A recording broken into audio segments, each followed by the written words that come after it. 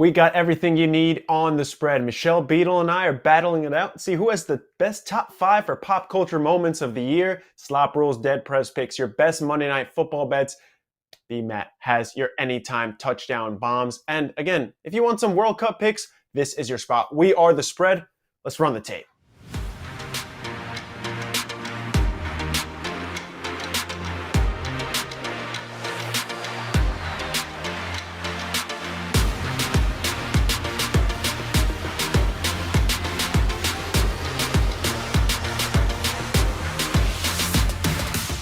Welcome back to the spread, everyone. As always, I'm your host, Matthias Wallman. As you can see on your screen, we got some awesome things planned for you this show. Let's start with our best bets for tonight. Monday Night Football, Patriots and Cardinals. Don't forget, MyOC Premium is your one-stop shop for all your best bets, all your premium handicappers. And no one better to introduce, speaking of premium handicappers, than DeadPresPicks and SlopRules. You can see some of their picks for free, but all of them in the palm of your hands with MyOC Premium. Gentlemen, how was our weekend? It was fun. Good weekend. Fired up for this game tonight. Excited to get into the game. I had a great weekend. If you guys didn't see, the Detroit Lions throttled the fraudulent Minnesota Vikings and really just set the week off on a good note. I'm going to have a great week this week. That's fair. I mean, honestly, I think even if the Lions lost, we were having a great week anyway. But I like the extra enthusiasm. Yeah. There's that too, but you know. So let's end this week on the right note. Start the week. I don't know, whichever one you want to call it. We got the Patriots and the Cardinals going tonight. The Pats right now 1.5, 2-point favorite. It's been jumping a little bit here. Our last day before the game starts. The total's around 43, 44 points.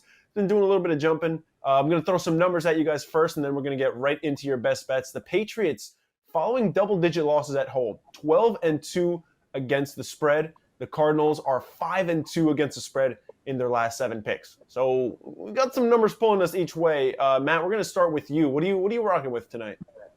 All right, I'm gonna ride New England here on the money line. I got it at minus 130 right now on DraftKings. I know it's kind of moving up as the day's going along. It was as low as minus 120 this morning. So kind of whatever number you have when you see this show, I would advise you going on the money line. But you mentioned how good New England has been in these spots. I think when you have Bill Belichick going against Cliff Kingsbury, that it's a major advantage to New England.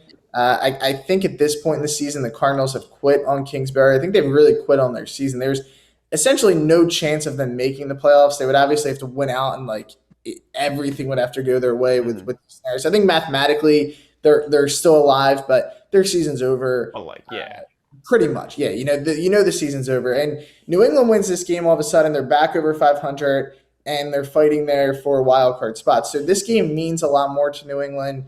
I think they'll be the more prepared team for this game tonight. They'll make less mistakes, which in a game like this I think will be key. Who can win the turnover battle, field position, all those things will kind of come out in this kind of game. So big game tonight for New England. Nobody better in these spots, in my opinion, than Bill Belichick. I think defensively they will have a great game plan for Kyler Murray.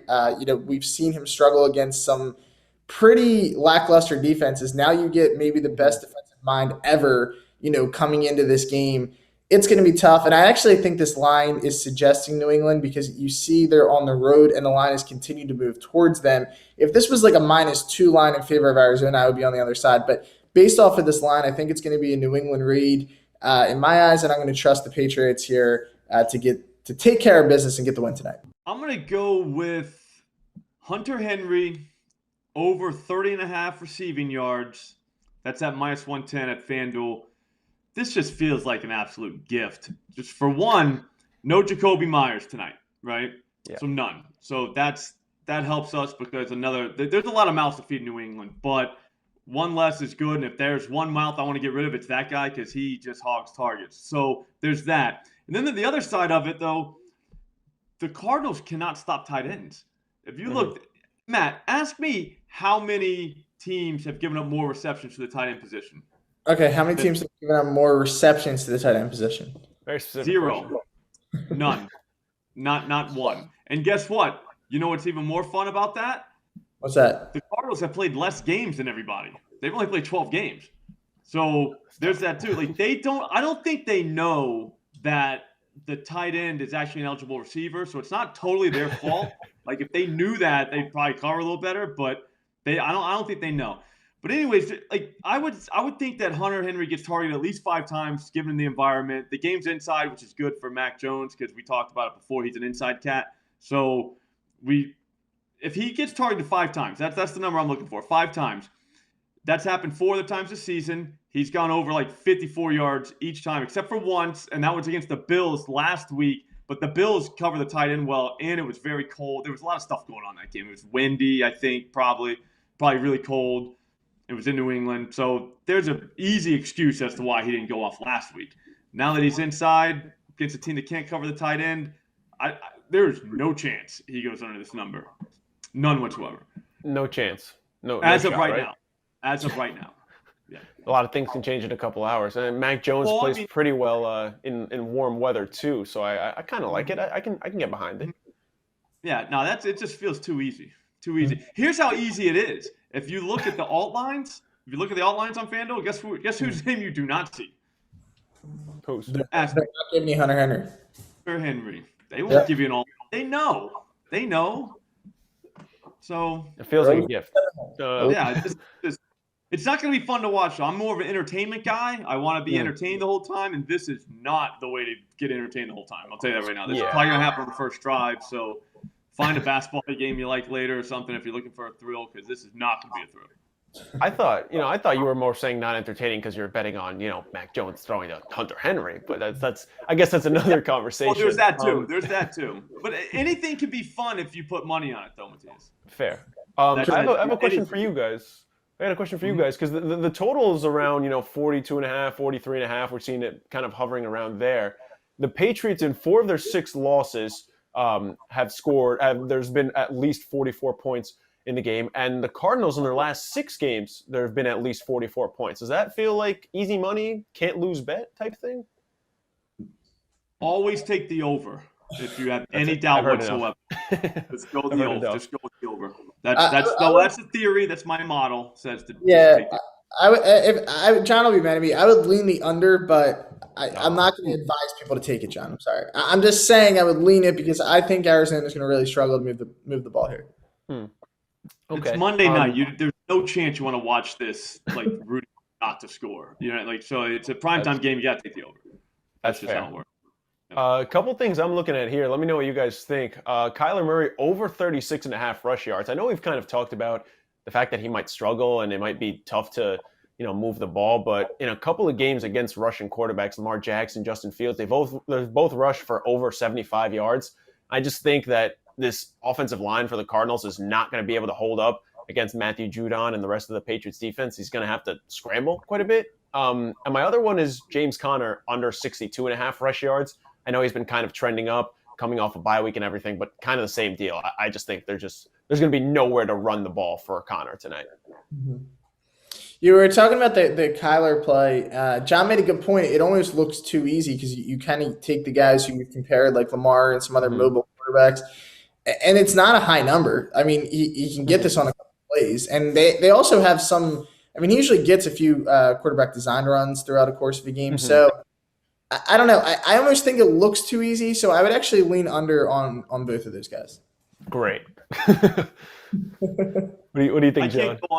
I'll go under on Conner just because I don't like I want them to throw every time, so it kind of pisses me off when they run. So I don't really want to root for anyone to have a good day running because I don't like it. But I thought Conner's over on receiving yards, so maybe they could throw to Conner, just not run to Conner. Yeah, that works.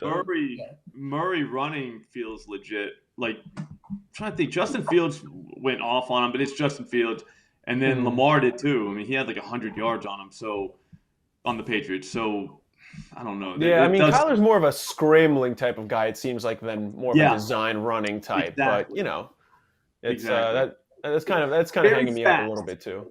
Very, very fast gentleman. Yeah. That Kyler, just like all the other scampering feet. Kyler runs a lot like backwards. You know what I mean? Like he'll scramble for like 40 yards, but he doesn't get any. So it's the wrong way. Yeah, if he goes that way, he'll get it, but not that way. So yeah, keep an eye on. Kind of related question: fastest feet in the NFL? Not fastest guy, but just fastest, just like scampering little feet in the NFL. Uh, It's because he's short, though, so I don't think Yeah, that should count. kind of a niche question. I'm It's all right kind if of you don't have an tall, answer. and I always get jealous that yeah, the he is short very guys, short. their legs can move faster. It's not fair. It takes Yeah, me a while to get going. I'm 6'3". My legs aren't moving fast at all. Yeah, I mean, see, even if I was I'm like shorter, I 6'1". wasn't. A lot of people say I'm 6'2", so I'm close to you, Matthias. And Okay, fair. it takes a man. It pisses me off that these guys, they don't even have to move. Like all of a sudden they're just gone. I wanna ask you guys one more question too before I let you go. We have our 3 most bet on props according to BetMGM. I'm gonna throw all 3 of them at you. You're gonna tell me which one is your favorite. We did this last week too. I think we did pretty well. We have DeAndre Hopkins to score first. You can get that at plus 750 on BetMGM. And of course, we remind you every time, take a look at our grid because you can get better value on all of these props on different books as well. You have DeAndre Hopkins anytime touchdown at minus 105. Obviously, that's a lot safer of a play. And then, lo and behold, James Conner under 61.5 rush yards at minus 120. You could take only one of these bets. What are you rocking with? Well, I'll go. I'll go first. I'll go James Conner under if I had to take any of those. The first touchdown bet obviously is always a shot in the dark. Like I don't think people ever bet them with confidence, right? Like if you're throwing money on it, hopefully you're not going too crazy. Although sometimes you'll see those tickets. It's like 500 to win like 75,000. You're like, what was this guy thinking? But now he's. I kind of don't believe him. You know. Yeah, I know. No, me too. I'm like, this has to be fake. Like, who sits down and throws the money? But hey, good for them. Yeah. But I think game script wise, Connor has the best chance, solely because of kind of what we were talking about, Bill Belichick's game plan here. If New England jumps out to a lead, I don't know if they're gonna be able to run the ball with a lot of success. So between those 3, my favorite would be James Conner under here. Okay. What about you, John? What was the second one? The second one was Hopkins anytime touchdown at minus 105. No, that was anytime. Ooh. Yeah, the first, and then the score first is plus 750.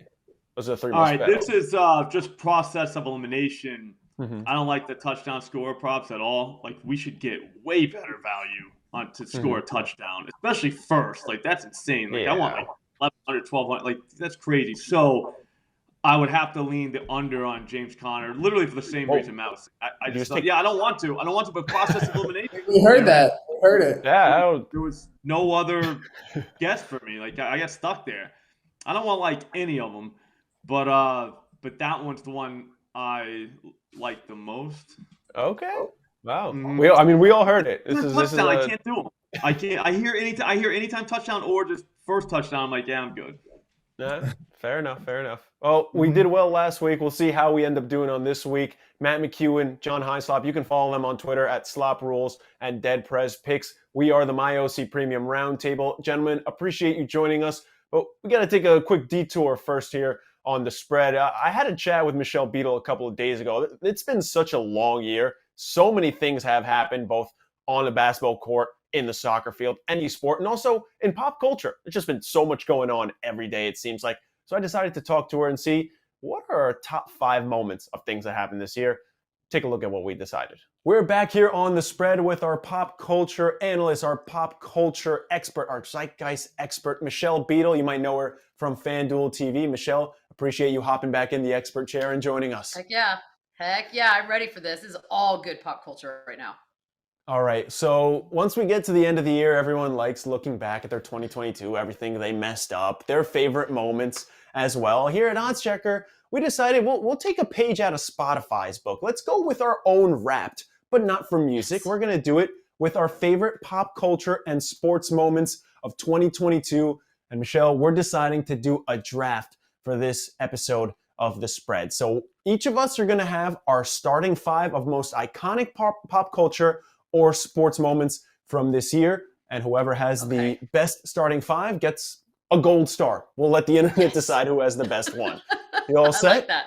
Yep, I'm ready. All right, well, I'll give you the option here. Do you want the first overall pick, or do you want to snake back around and have picks 2 and 3? I want to snake back around and do 2. All right. So I get the first pick. I'm gonna go with Will Smith's slap on Chris Rock. The slap heard across the world. This actually ended up being the most streamed video on YouTube. 103 million people watched the original video of that, which is insane. I didn't believe it was true, honestly. No, you know what? You are not the only one. So many people did. And I just saw Chris Rock do his stand-up. It was real because he goes on for about 10 minutes and it seemed very real. That was iconic for not the best of reasons, but yes. Yeah. Well, not the, the best for me. I didn't get slapped. So. Right? I didn't get slapped on global television. Yeah, that was awkward. Okay, Will Smith. Okay, so does that mean I go next? So you go next. You have picks 2 and 3. Okay, for 2 and 3, I'm going. Ooh, okay.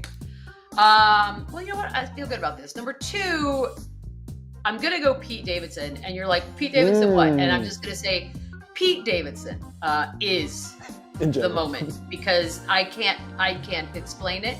I don't have any clear vision as to what exactly it is he does to these women when he puts them in this trance, but he has one of the most beautiful dating resumes of anyone. I mean, he puts Derek Jeter 90s version 2000 to shame. So I'm going to go Pete Davidson as my number 2 moment as a person. That's a strong pick. That's a strong pick. I mean, okay. And you know what? That's funny because we're going to go from love stories of the Pete Davidson era to a breakup that was a monster breakup. People seem to be handling it very weirdly. And I'm going to go Tom Brady and Giselle. Giselle may or may not have already moved on. Good for her either way. But that to me is one of the biggest breakups in pop culture history. And this goes back a while. I've been following these damn breakups for quite some time. That one was big. Yeah, we published odds on OddsChecker for who would be the next girlfriend. We had really interesting names on there. Some of them were just kind of random throw-ins. Who was the best? Like, who'd you think? I mean, the most spicy one, the one that I kind of hoped for, was Kim Kardashian, just for the memes. But there were some interesting ones, and there's just the whole Leo DiCaprio thing going on with celebrities that you date people 20 years younger.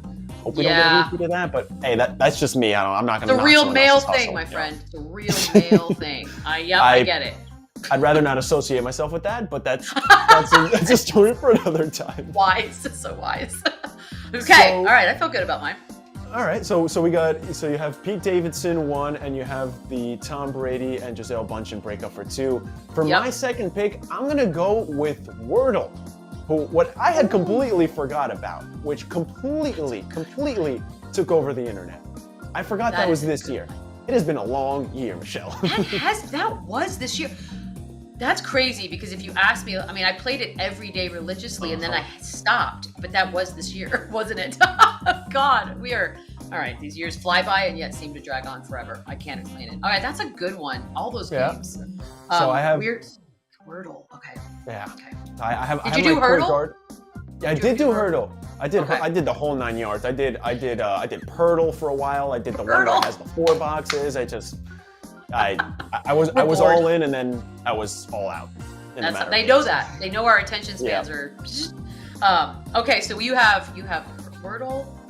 Yep. So I got my starting point guard with Wordle. I have my enforcer down low with the Will Smith slap. For my third pick, I'm going to take St. Peter's run in March Madness. I mean, this was insane. As a New York / New Jersey guy, it was just awesome to watch in the area. They came in as a plus 10,000 odds to make the Sweet 16. I mean, it was madness. I got to go with that as my starting small forward. And that one almost has like validity to it. Like that's a serious one that was enjoyed by a nation. And that also, again, feels like forever ago. March feels like forever ago. Okay, so I'm gonna go with. I'm a little torn here. I'm gonna do the "Don't Worry, Darling" drama here, only because what started out as a story involving Harry Styles and Olivia Wilde that I thought I didn't care about quickly became something I was reading way too much about when Jason Sudeikis, under a car, housekeeper, all that started getting involved. Then and some sort of magic sexy salad dressing. That was it. I was like, all right, I'm in. Weird This times. has too many things. Yeah, what are we even talking about? I don't know. But that's my third pick for my squad. That's strong. Okay. Also Harry Styles, people love him. He's got that thing too. So yeah, I'm gonna go with that. Something about it. So I got to do my 4 here, yeah? I like this one because it's a big enough umbrella that I don't have to rehash all of the ridiculous details. I'm just going to call it the Nets. The Brooklyn Okay. Nets, period. Yeah. Because they've That's been my the next gift that pick. keeps on, right? They seem to have gotten things under control. Kyrie seems to be content at the moment, and as long as he is, basketball will be played. But my goodness, that gave us a lot. Between 2 seasons, it gave us a lot. So the Nets, period. I remember having conversations with my friends who also love basketball, and I was like, okay, you know, if they win less than 2 championships, it's a failure, right? Thank you. And here we are, Yes. 37 games later, and yeah, Not that looking was- great, but I'm on track. They're on track again, kind of. Yeah, For no, now. it's on track. On track works. Yeah, on track is good enough. I was gonna take the World Cup next, but that kind of feels like a cop out just because that's every 4 years. I'm gonna go fair. with the U.S. Open this year. Just everything around it. I'm a huge tennis guy, and just Serena Williams putting on one last run before retiring. You know, Carlos Alcaraz becoming the youngest champion since 1990. Francis Tiafoe kind of lit a whole country on fire for tennis. I mean, that was so cool to watch. That was a really good one. I mean, I love the U.S. Open anyways, but it had so many storylines going to that. But, you know, of course, Serena's not really retired now, so we'll see how that pans out. That should just be a thing too, like retiring to unretire is a whole thing by itself. Okay, I have my last one, don't I? I still got a chance. Oh to yeah, keep you it have around. yours. Oh, thank goodness. Okay, good. You're not gonna steal my last one. I know. I was like, I'm the worst drafter. Okay. My last one, I'm gonna go with Stranger Things. I've been a Stranger Things fan truther since day one. One of my favorite shows. Just the entire internet just completely getting wrapped up in one season. Everyone watching at the same time. There's just honestly there was nothing like it for me. It is. It's one of those shows. They almost lost me, I guess, last season. Then this season started, and I could not have been more invested. Like it was so good. As a 47-year-old, I was just like, this is creepy and gory and scary, and I'm 100% back. So I can't look away. It's so good. You know, it's funny that you did that because I was thinking of shows too that sort of just uprooted society, and we were all talking about it. And this is where my timing gets off. Squid Game. That's my one. Although I feel like that is within this calendar year, yeah? I believe so. Right at the beginning? Oh God, it has to be. For the sake of the argument, I'm gonna give you Squid Game as your number 5. Because I had friends watching that never watch anything, don't care about anything, don't know anything about pop, and they were all in. So for a show to do that, I was just like, and in a different language, and as Americans, we're usually pretty ignorant. We don't want to read. I'm not talking about myself. It was nice to see people embrace just something different. Loved it. Yeah, it was. Speaking of shows that just had a complete stranglehold, that was definitely up there. Okay, so we have our top 5 on the screen. Let us know if you're watching on YouTube, Twitter, wherever you're watching us. Let us know in the comments who you think got the top 5 picks here. I don't know. I feel pretty good about my starting 5, but Michelle's giving me a run for my money, I think, here. A gold star is at stake, people. This is serious. Yeah, there's a lot at stake here. She's Michelle Beadle from FanDuel TV. I'm Matthias Wallman. We will catch you same time, same place next week. Thanks, Michelle. So we covered pop culture. We did say we couldn't really talk about the World Cup because that kind of feels like a cop-out because of how awesome the World Cup has been. No one better to break it down because of the weekend that we just had than Martino Puccio. You can watch him on Golden Goal most days during the tournament. You can also see him on the State of the Play pod, as well as on The Athletic. Martino, again, I'm starting to run out of words here because we saw 2 matches that were vastly different, and that's the beauty of soccer because they were so different and both so entertaining in some of the same ways, honestly. Yeah, I mean, listen, it's just the beauty of matches that can go 0-0, like we were talking last week, that go down to penalties, and it's more intense than a game that's a shootout, essentially. And even then, shootouts are great. So you get the whole real view, this entire World Cup, on how great the sport can be in so many different ways. And on top of it, it's been great betting-wise because we had a pretty decent weekend. We can't lie about that. Yeah, a little different between the 2 games. So we'll start with the first one. First one did not treat us as well. This is Morocco taking down Portugal 1-0.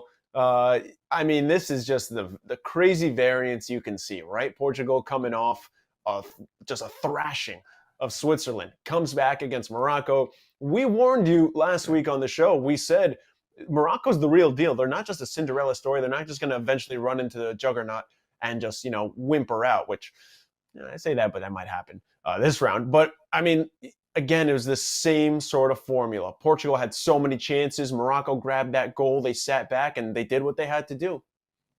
I mean, yeah, listen, this was Portugal. It was a really poor job by Costa coming out. It was just a bad miscommunication there. Sending in dangerous crosses. That's why teams more times now always send in higher volume when it comes to crosses, because stuff like that happens. Anytime you can create danger within that area, you try and do that. And Morocco got a goal out of it. Portugal was creating. They went back with the same lineup. The finishing couldn't have been worse than it was compared to the match prior against Switzerland. Credit and kudos to Morocco. I mean, we had Pepe and players from Portugal complaining about the referee, despite the performance being totally fine from him. Gonçalo Ramos missed a free header. Pepe missed a free header. I think it was just really poor excuses from Portugal. And that's kind of disappointing considering the amount of talent that they had. This could have easily have been the over 2.5. But again, this is why the bookies are so great and they make so much money, is because, I mean, look at it. Night and day from Gonçalo Ramos. I mean, one of his headers, he couldn't even get on target. I think the best chance of the evening was João Felix on his left foot. Just devoid of all clinical finishing. And Morocco, the first team to reach a semifinal out of Africa. I mean, just truly an incredible story. 0 open play goals allowed so far this tournament. It's only been an own goal. The last time this was happening was when Italy won in 2006. They only had an own goal conceded, and they conceded 0 open play goals that tournament. It was just a Zidane penalty back in the final. I mean, that's the kind of level that they're playing at. We're talking about a historically great defense in 2006. Morocco's seemingly repeating it. It's just truly been extraordinary to see. Yeah, and I mean, you could have bet anything you wanted, Morocco out of the group stages, make the quarterfinals, whatever. But I don't think anyone saw this coming. You mentioned it. I mean, Bruno had a really good chance on goal as well. They just stood tall. Again, this is the night and day difference that you see. And you mentioned the 2.5 easily could have hit, right? You had Portugal coming off 6 goals against Switzerland. Morocco had been scoring at a pretty good pace coming in as well. You expected to see at least 2 goals. We didn't exactly do too well. But again, hats off to Morocco. They're keeping it going, but they have a pretty tough task ahead of them. We will talk about that on a later show. We got to get to our second game because as good as the first game was, this one lived up to the hype. It's France taking down England 2-1. Speaking of, fans kind of complaining about referees, I don't know how you feel about this. First of all, I thought the Morocco-Portugal refereeing was fine. The England-France one, I mean, England gets 2 penalties, and they were both penalties. Yeah. There were a lot of interesting no calls, sure. But I saw a lot of, albeit English fans complaining about the refereeing. Did you see anything here? Because I didn't put any merit into it. I think on certain plays there was poor refereeing display. Yeah. But if we watch Argentina and the Netherlands the day before, I don't know how people are as mad. Like he gave the penalties on the right decisions. There was also when Harry Kane gets fouled right outside of the box by Upamecano, they gave it a free kick. Like it wasn't a penalty. I think on the major decisions that impact games drastically, it was fine. And again, it's a different story because the English are going to be complaining a lot less when it's Harry Kane making his penalty instead of skying it. I mean, seriously, this is what it comes down to. And a lot of the time, this is what happens when players take a second penalty within a match. It's very hard to see it happen twice. Harry Kane skying that. I thought Bukayo Saka was fantastic for them, but I mean, this kind of went the way that I thought it would, and it were pretty big plays. I gotta be honest with and I finally bet on it. So I did trust myself, so I did hit big, thank God. But both teams to score, yes. France was very sloppy. Upamecano did not have a great performance this match. There was a bunch of plays that he was very dangerous on. Teo Hernandez, I mean, he was doing okay on Saka on one play, and then they gave up that free kick right there when Adrien Rabiot fouled Saka. I mean, that was just very dangerous, risky. I think England did a good job of double and triple teaming Kylian Mbappe. But again, I was sweating on the second Harry Kane penalty because I knew that France money line in regulation was about to go out the window. Yeah. But again, this was just France, man, finding a way. Olivier Giroud taking advantage of his opportunities. Pickford also had a great save. This was all about why France is so loaded. Again, Matthias, 6 superstars are basically missing from this team, and they're still reaching the semifinals. This is why we said on the pre-tournament, this is still a team that has the capability of going far and winning this. And now they just have to face Morocco. And on paper, this is France's tournament to still win. I know these tournaments are clear, seeing where we're at right now with the teams, that paper doesn't matter. But my goodness, kudos to you if you stuck by France and listened to it. And as far as England goes, this is why I didn't love England. I mean, the path wasn't great. And again, big moments, they don't step up in them. And it's 66 years and rolling for England. It really is a shame, right? I mean, we can crap on England as much as we want, but it really is a shame that they had to play France in the quarterfinals. This should have been a semifinal, regardless of how it goes. Regardless, but there were just so many factors in this. I do want to ask, kind of a lighthearted question here. Who do you think was more mad? Do you think Pickford or Bellingham complained more in this match? It's close, honestly. I think Jude. I think Pickford just gets irrationally mad because of like some of the chances that England were there were a couple of counters that I think France messed up as well. But Jude, I mean, listen, 19-year-olds are going to get their complaining out of the way. He does this a little bit in Dortmund. I love betting Dortmund matches, by the way, just aside, because there's always so many goals in Bundesliga. But this was more the norm. I think he felt just like things were going against him.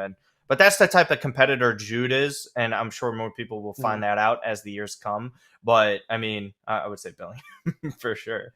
That's fair. We definitely cleaned up here, though. You talk about it. You took France money line. I parlayed France money line and both teams to score. That was a nice hit, too. You could have taken over 2.5. We did tell you on that as well. And I bet France live before the penalty. This was like 5 minutes before. It's kind of when England was just pressing. I was like, all right, you know what? Like, there's no chance. I think they had boosted France to France was at like plus 360, and England was actually the favorite, I believe. I was working on DraftKings at the time. They were at it was a slight favorite at plus 320. So I think I threw like half a unit on England and a unit on France, and I'm like, sure, why not? And it ended up working. We also said to take Giroud to score at any time. So that was a nice hit. We really turned things around in that second match, but England comes crashing out. We told you to jump on France futures if you could at the time, especially before Brazil went out. Obviously, the market really swung in France's favor after. I'm not going to say we didn't tell you, but we did tell you to take Argentina and France in the final if you did so desire. Still have a couple matches to get there. Let's talk about that first one because we only have one match to preview for tomorrow. It is Argentina and Croatia. Argentina is the favorite right now. They're a minus favorite, which is a little surprising. That might be more of an underestimating on Croatia still for some reason at this point. These are two teams that can score. They're two teams that at times have just decided to not score. So where are you leaning here? I mean, listen, I'm sticking with my guns with Argentina. I'm not going to waver with that. That's my selection. That's something I have to stick by. I don't agree with the lines, though. I think it's very disrespectful to Croatia. Yeah. They've beaten fantastic teams, and it's not like they're just lucky or fortunate enough to make it into the knockout. Exactly, for Morocco. Like, this is a Croatian side we've seen reach a final already. They've been in this moment. They were down to Brazil in extra time where everything was against them, and they still make it to penalties. I don't know if anyone has read the story on Luka Modric talking to the Croatian goalkeeper about how he was a little shaky prior to the tournament. And now Luka has a one-on-one conversation with him about saying your uncertainty as a goalkeeper has led you to make mistakes. And you making mistakes allows the rest of the team to feel that uncertainty. And that uncertainty kind of trickles down and it makes everybody nervy. But Luka having that conversation with him has calmed him down. And he's been one of the best goalkeepers in the tournament. And we've had a plethora of them. And to me, that just kind of speaks to the volume of the leader that Luka is. That midfield is still fantastic. I mean, it's just as good as it was back in 2018. Brozovic and Kovacic are still quality players that play at top teams. And I'm seeing stuff like Croatia penalties, plus 1,000. They drag you out to games. They like getting to penalties in this situation. I think Argentina might be one of the tougher sides because we see how they go up and approach penalties now as opposed to years past where they get eliminated in Copa America. But I'm saying, like, anytime if you like Croatia in this, how do you not like almost any single method? We're talking about money line within the 90 minutes. We're talking about plus 1,000 on penalties. There's extra time methods of victory. That's something to look at. But for me, sticking to my guns, it's Argentina to qualify at any point under 2.5 in regulations. round plus Mm-hmm. 117. We see these teams grind out games. You know, if we see a 1-1 or a 0-0 head into extra time, that does not surprise me. So if I see Argentina qualifying for the next round, and again, if you want to switch it up depending on how you feel, I know that's not how you feel. I know you want Argentina all the way here. But again, I think it's just the combinations that you have to look at. And then I don't foresee a lot of goal scoring. I do think Croatia have advantage defensively in the midfield. I would say goalkeeper's just about even right now. And attack, I would lean towards Argentina. But this is going to be such a battle. The intensity that reaches late into these games and these matches is insurmountable. So for me, I like Argentina to squeak on by, but this one is definitely the hardest to judge for sure. Yeah, I mean I agree with just it's gonna be a cagey match. Like they are gonna be grinding this out. My favorite bet is under half a goal in the first half. You can get that at plus 150. That's your best value there. I don't think anyone's scoring in the first half. Something to keep in mind too. These are two teams that have been playing long, intense matches, especially Croatia, coming off back-to-back, penalty shootouts. You're playing extra time. I know Modric is looking fine. He played all of last match, so it wasn't a problem.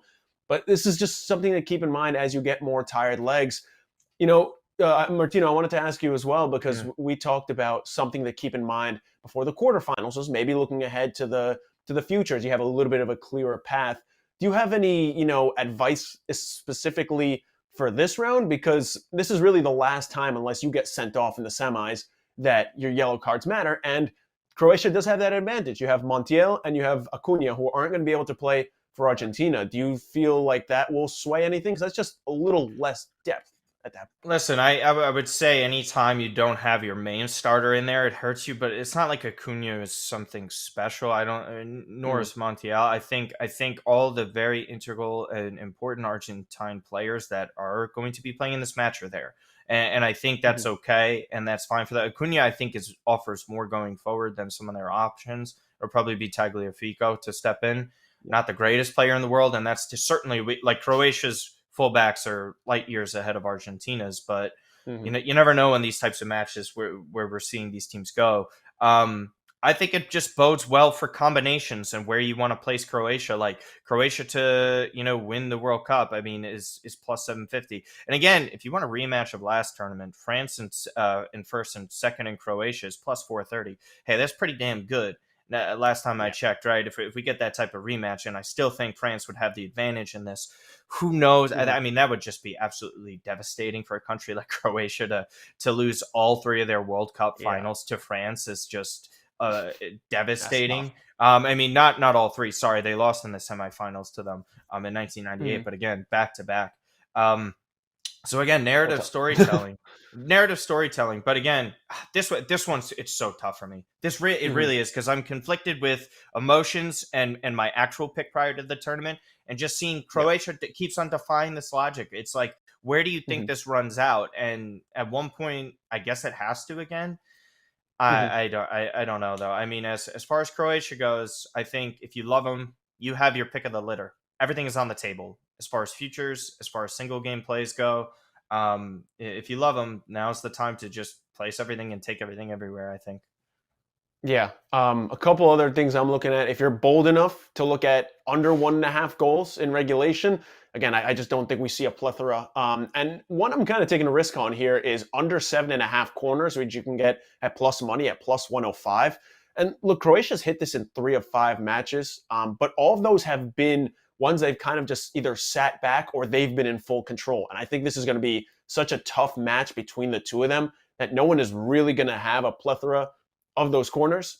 So I like under 7.5. It's a little risky. If you bump it up to under 8.5, you're already at minus 150. So obviously that is a huge jump there. He's Martino Puccio. I'm Matthias Wallman. Again, breaking down every World Cup game for the remainder of the tournament. But before we move on in the spread, I want to tell you about some of the giveaways we're running this month. One of them is a $500 giveaway on YouTube. We're feeling generous for the holiday season. All you have to do is subscribe to our YouTube page at OddsChecker US and comment on any video for an extra entry, and you're automatically entered to win $500. So again, you subscribe for one entry, you comment on another video for another one for a chance to win $500. And if that's not enough for you, we are giving away $100 every single day on our Instagram page at OddsChecker US. And it's super simple to enter that as well. All you have to do is follow us. You like the pinned post, which is going to have our giveaway post on it. You comment and you tag a friend, and you're automatically entered. Again, this is every single day. So if you lose today, you can win tomorrow, and your chances don't run out. Even if you win this month, we're giving away another $100 at the end of the month. But if you want to find out how to enter that, you're going to have to go on our Instagram page and find out. So whether it's $500 through YouTube or $100 through Instagram, OddsChecker is your one-stop shop to win some cash this year. We have one more segment for you on the spread on this Monday night. And before we wrap things up, I wanted to talk to Mr. Brian Matthews, a.k.a. BMatt, a.k.a. the Anytime Touchdown Architect. He has bombs for you on Monday Night Football. Brian, appreciate you joining me. And as promised, we got a couple more points. It might not be a 55-point total, but we'll settle for a 43, all right? Appreciate you joining me. Hey, first of all, thanks for having me on. We've got progress, so that's what I'm looking at, right? The point We're moving in the right direction. Yeah, and look, we hit a touchdown score last week with high value, so we got a couple more points projected. Let's see if we can't get a couple more. Yeah, we're on a nice streak here because we got Van Jefferson last week. Sure, It was with 5 seconds left. Who's counting? Doesn't matter. Win's a win. And the week before was with Taysom Hill. So we got a nice streak going here. We got Patriots and Cardinals tonight. Patriots have an offense that has been compared to a 1950s offense. They didn't score in the first quarter for the first 3 quarters of the season, so that's not great. And the Cardinals have the tools, but Kyler Murray and Cliff Kingsbury leave a lot to be desired. But that's what we're here for, to get you some good plays for tonight with our Anytime Touchdown King. Brian, why don't you get us started with your best play for tonight, your number one pick for an Anytime Touchdown score? All right. So the number one pick, and I hate to do chalk, so we will move past chalk right after this, but we have to do it, right? I mean, the top touchdown scorer is going to be the pick. So I'm going to go Ramondre Stevenson here. Anytime that Damian Harris is out, he receives a heavy workload, both rushing the football and in the passing game too. So when I look at it, regardless if they've got a lead or they're trailing, he's matchup proof. And to me, when you have that many opportunities, you got a pretty good shot of scoring. Okay, so you went chalk. That's fine. There's a reason it's chalk, is because it hits. Ramondre Stevenson, actually the second most bet on touchdown score according to DraftKings. I have a feeling you may be calling on the most popular bet soon, but let's hear what number 2 is. All right, so number 2, again, this is a little chalky, but at least it's at plus odds. DeAndre Hopkins, I'm sure he's number 1 on the Anytime Touchdown bet list. But look, here's the thing. Kyler Murray looks his way often, and he gets a ton of valuable targets. So, not only that, the Patriots are tough on defense. They're going to be able to try and take him, take that threat away. But what he has over everyone are those hands, man. Hopkins makes some incredible catches. So, if Murray puts one up, maybe Hopkins goes up and grabs it, mosses somebody, but he would be my second pick. I feel like I'm playing FanDuel here. You're saying answers, and I'm checking off which what point value it has. Hopkins actually the most popular first touchdown score bet on both BetMGM, which you can get him at plus 750, and on DraftKings you can get him at 700. Also the most popular anytime touchdown score, like you mentioned, at plus 115. You'll take it at least. I'll give my first 2 before we kind of give our long shots for the day. I'm not going too crazy here. I like Hollywood Brown to score in this game. Bill Belichick has the famous take away their best weapon, whether that be James Conner or DeAndre Hopkins. Obviously, DeAndre Hopkins is a better football player. But I think that Hopkins probably gets a little mitigated. That has kind of become a thing of the past. I mean, we saw Justin Jefferson torch the Patriots a couple weeks ago. But I think that, with no Rondale Moore in the lineup, I think that Hollywood Brown finds the end zone. My second pick for today is going to be Hunter Henry. The Cardinals, earlier in the show, I think it was Slop said that, the Cardinals literally have not learned how to cover a tight end this season. It's true. They are god-awful against tight ends. And I think, Mac Jones, once he gets into that red zone, is going to be looking Hunter Henry's way. Saw him have a couple of touchdowns a couple of weeks ago. Had one wiped off, but we don't have to talk about that. So my 2 picks are Hollywood Brown and Hunter Henry. Now we've gotten to our long shots. Brian, you can go first. All right. Well, Hunter Henry was on my list as well. I like that one. Okay. Let me just co-sign that. Look, the defense that gives up the most receiving yards to tight ends, and you have, you're missing an important receiver there in New England. Your Jacoby Myers.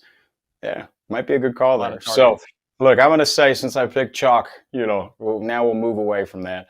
If I'm going to like the furthest splash of like potentials and a sprinkle, I'm going to go there first. Trey McBride, and so he's starting. He's the starting tight end for the Cardinals. Picked up after Zach Ertz left. Look, he hasn't done a ton, right? But when you're starting tight end on an offense with Kyler Murray, who's shown that he'll throw to tight ends in that area, maybe he gets his first today. So that one is there at I think plus 750 or plus 800. So that's one. And then the other one I look to, Devontae Parker. I mean, the guy's an enigma, right? So we don't know when he's going to have 8 catches or if it's going to be a 1-catch week. But I did go back to when Jacoby Myers missed 2 games earlier in the season. That was week 3 and week 4. He had a touchdown in one game, and he had 8 receptions in the other. So, if you got anything to look back on, it's a small sample size. But, I think, he might be a guy that finds the end zone. Okay, I like it. I'm going to go with Greg Dortch as my long shot. And look, I didn't do my research. I didn't go back and see, when Rondale Moore misses games, what Greg Dortch does. I just know that eventually the ball needs to be thrown around. And I see a scenario where the Cardinals just kind of shit the bed and they fall behind and they need to start throwing the ball, with 5 minutes left in the fourth quarter type thing. I'll call my number here. I think Greg Dortch just randomly sneaks into the end zone, kind of just one of those, we have James Conner shut down. We have DeAndre Hopkins shut down. Cool. There's, McBride or Dortch randomly coming out of nowhere to score. So we'll see if we can keep our streak going. Brian gave his best picks for this week. I gave mine. We've got a 2-week streak on the line, so we'll see if we can make it 3. Brian, appreciate you joining the show, and good luck tonight. Appreciate you as always. That'll do it for tonight's episode of The Spread. Thank you all for watching, and thanks for everyone for being on the show as well. We'll be back with you guys on Thursday. I'm hitting the streets, asking people what they think about the holidays. BMatt will be back with us anytime. Touchdown, SlopRules, DeadPresPicks will be on as well, and World Cup's coming up on its ending. So we'll talk to you guys then. Stay in the green. And until then, good luck with all your bets.